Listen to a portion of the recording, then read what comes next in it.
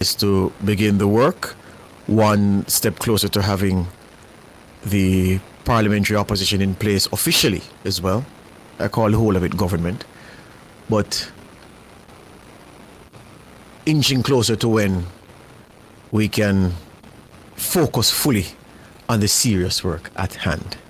I want to say good morning to all of the listeners, all of you on YouTube, all of you on the radio, all of you driving and listening, all of you overseas listening to us on the sly at your job.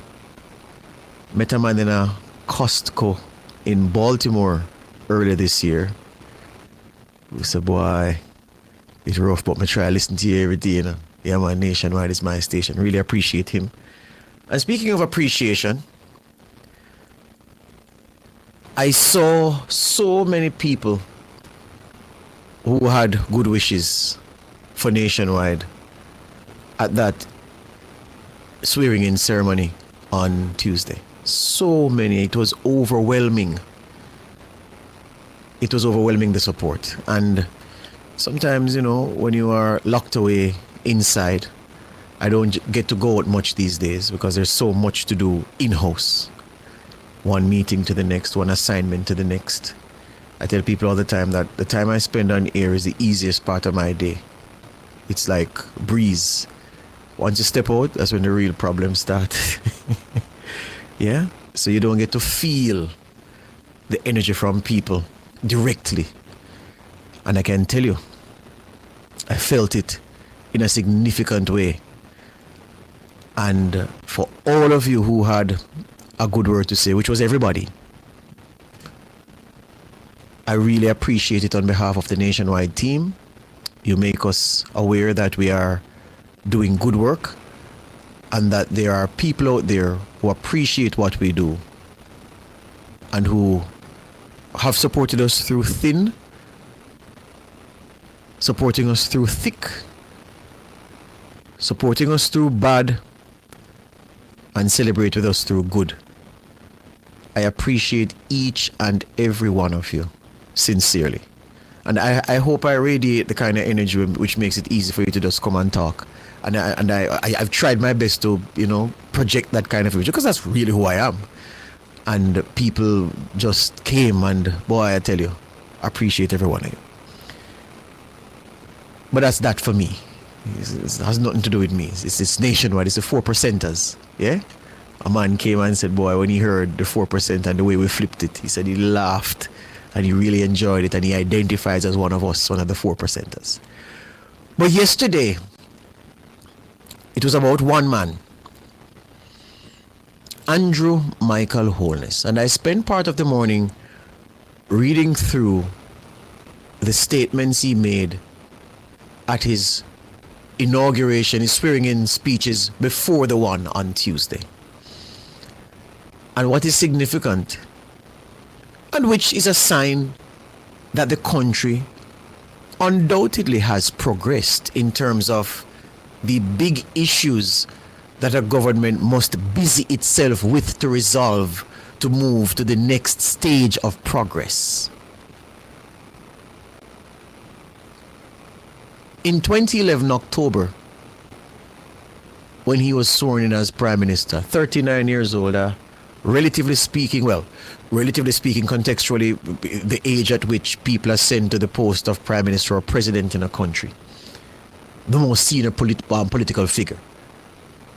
A callow youth of 39, in context. Callow, looking very young, remarkably young. I was struck by how he looked in 2011. Relatively speaking, looking like a little youth. Andrew Holness did in 2011. And you know what he spoke of in that 2011 speech? He spoke of a desire to end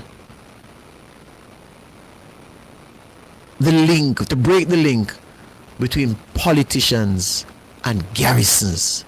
At the top of his list was this, the political garrisonization.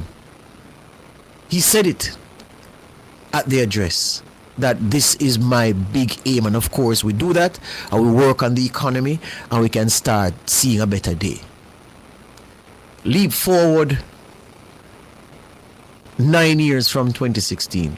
No, well, not 9 years. 2011, that was 14 years ago. 14 years later.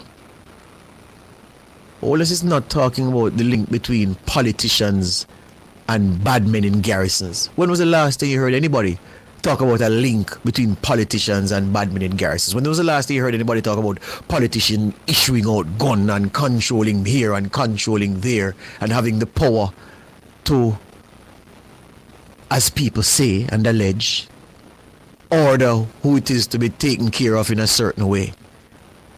Those are things of the past. And it's not the work of Holness alone or JLP alone. The country together, JLP and PNP administrations, what they have done together have helped to put us in a place where that big thing in 2011 is not even an afterthought. It's not spoken about. It's something consigned, we hope, to the past. There are different things confronting Jamaica. And Holness zeroed in on it in his speech yesterday. He spoke of many things because that's what a prime minister designs his inauguration speech or her inauguration speech to do. It is a all-encompassing presentation. You know, it's almost like a throne speech that they're giving, talking about, rather than the parliamentary year, it's about the period in government. So for the next 5 years, my administration will seek to do these things. And they were adumbrated.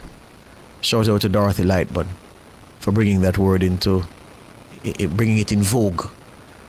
Yeah? So that's what he did yesterday. And the thing he vowed to do, which wasn't a part of his 2011 speech, it wasn't even a part of his 2016 speech, but things have incrementally and otherwise, more substantial than incremental, been achieved from 2011 to now that, as I said, have consigned certain big problems then to the past, allowing us to be able to tackle other things in the now. The man said to the audience yesterday, big audience, that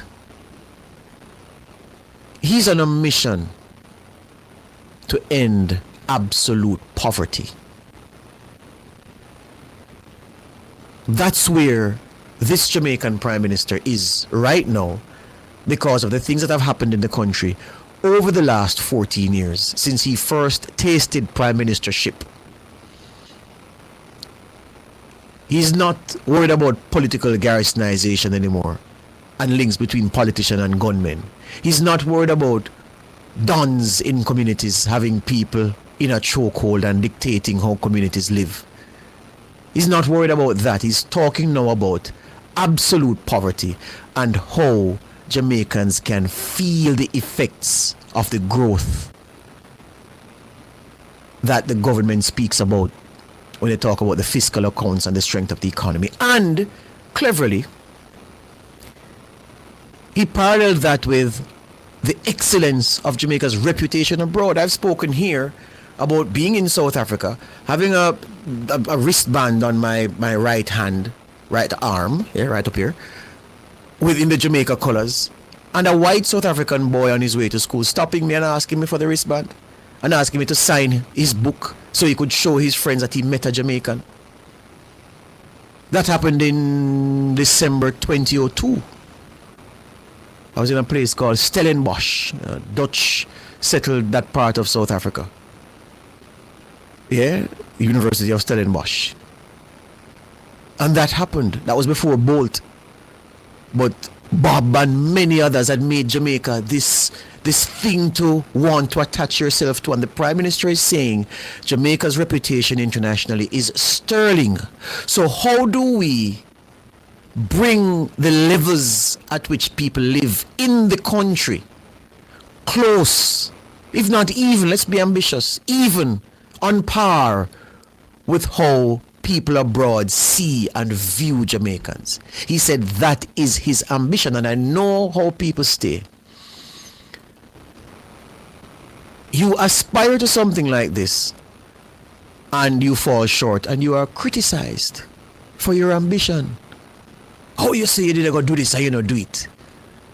Notwithstanding the fact that in your attempt to get there, you'd have accomplished other significant things. But the fact that you fall short is reasonable criticism. That just makes sense. So when they said 5 in 4 and they fell short and they never factor in COVID and everything else, and they never you cuss them for aspiring to 5 in 4. Who curses ambition? So Holness on Tuesday spoke to his ambition for the nation in this third term to end absolute poverty and to make Jamaicans, put Jamaicans on the path to being able to live in a manner that our international reputation suggests we live in the country. Yeah, the way people feel about us and lionize and venerate Jamaicans globally. Man says, well, we should live like that. We should live up to those lofty standards. That's the ambition. And you have to laud the ambition. We will see if it materializes, but we'll not only see because we're not bystanders, because he can't do it and the administration can't do it alone. It takes Jamaica.